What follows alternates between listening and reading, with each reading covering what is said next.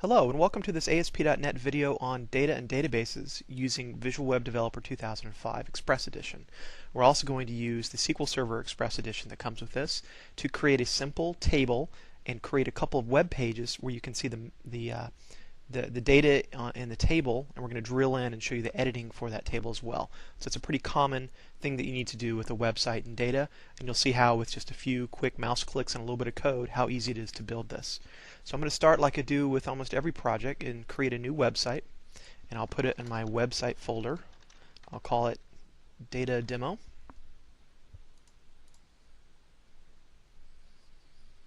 Now, instead of pulling in an existing database for this website, I'm going to use the Database Explorer and the built-in features to add a database dynamically. So in the specially created app data folder, I simply right-click to add a new item. I'll choose SQL Database, and we'll have a simple table of authors. And if I expand tables, of course I expect it to be empty. I'm going to right-click to add a new table. And we'll need, here's where I can define the columns. Notice this is all just built right in, fully integrated to Visual Web Developer. The first column will be author ID, and this will be an integer. And I'll use the feature here with SQL Express called the identity column. So this will automatically manage a primary key for me. First I have to set it as a primary key, but it will create a unique identifier for me and take care of the automatic increments in that primary key. So now the rest of our columns will have a first name. I'll make it a variable length, and last name. Same idea. We'll have a city, which will be fixed at, we'll also make it variable. State, which will be fixed at just 2 characters. And a zip code, since these will be US cities, we'll fix them at 5 characters. And finally a phone number. Okay. We'll save this table, and I'll call it authors.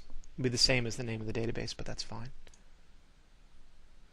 And we're good here. Now I can go in and show the table data directly from here. And it gives me this grid view that I can edit directly in Visual Web Developer. And I could go through here and start typing in data by hand. But instead of what I thought I'd show you is if I close this down, close the connection, I'm going to bring up this tool that you can download directly from Microsoft. It's the SQL Server Management Studio Express.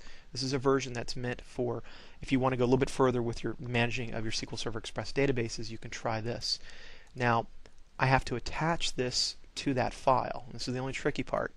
If you remember, our website was created under C Websites, under Data Demo. We have App Data, and there's the authors database. So I have to attach it and press OK. Now I can start playing with it. Go right back in. This is the same view that we had. What I want to do is create a new query where we want to take data from another database to populate this one.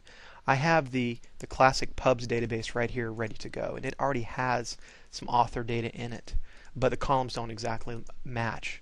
So I wrote a query that I've already saved called populate authors.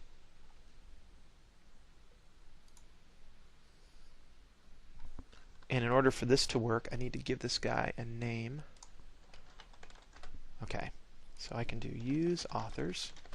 And then this statement right here will insert into our brand new empty database data from another database called pubs. So let's see if this works. It did. Now just to double check, in our authors database, I'll just show all the data. And there it is. Perfect. So we're done with SQL Server Express. I just thought this would be a good thing to show you, but to exit before we go, we have to detach this database.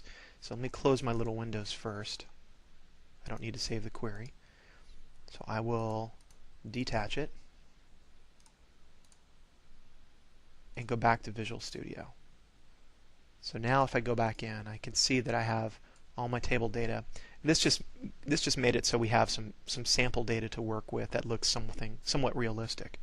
Okay, so right now we've got our website with our database with a single table populated.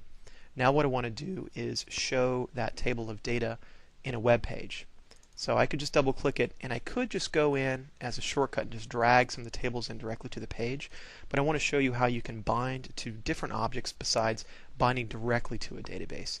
So for that, I'm going to add something called a data set. Now if you've used ASP.NET 1.1 or 1.0, the data sets here are different, and they're more advanced because of the addition of something called a table adapter. Let me show you what I mean.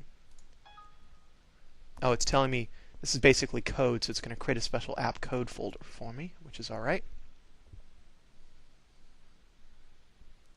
So I have a wizard pop up, and it knows that I have this one database in here, and it's going to take this connection string and automatically put it in my web config file. Good, using the author connection string as the name. Perfect. And I'm going to create a select statement to populate my data set, right? And I could type it by hand, but I'll use the query builder. And we only have one table, so I'll choose that one. And I want all the columns, but we're going to do something a little bit different.